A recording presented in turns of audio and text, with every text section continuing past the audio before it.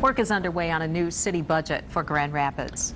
This comes a year after 175 jobs and millions of dollars were cut, and none of the jobs or money are coming back. 24-hour News 8's Joe LaFurgey has more on where the city goes from here and how those decisions will affect you. Yeah, Sue, Brian, remember that income tax hike you voted in last year, which put more police and firefighters on the street? Well, you will get what you were promised from the city, but it turns out there was some cushion built in.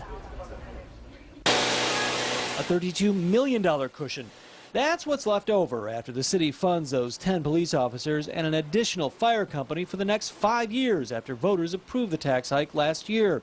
City Manager Greg Sundstrom has a plan for the money. Instead of plugging holes in a leaky budget, we're putting it aside and we're creating a transformation fund. The idea gives city commissioners some extra funds to make strategic investments in equipment and programs to help the city operate more efficiently with less money. One change you may notice is the type of fire truck that shows up when you need help.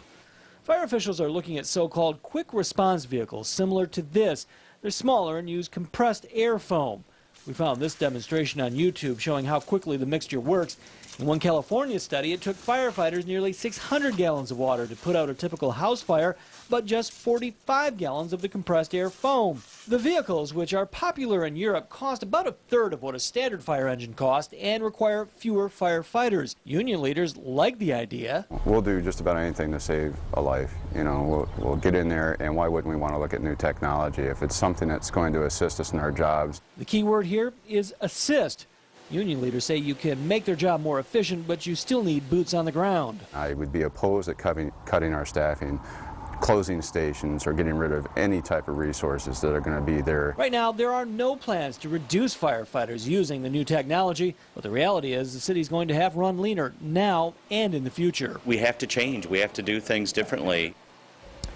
As for this year's budget, Sundstrom says he expects to eliminate 9 positions at City Hall, mostly through attrition. He's also looking for the unions to give up about 10% in wage and benefit concessions. At the live desk, Joe LaFurgey, 24 Hour News 8.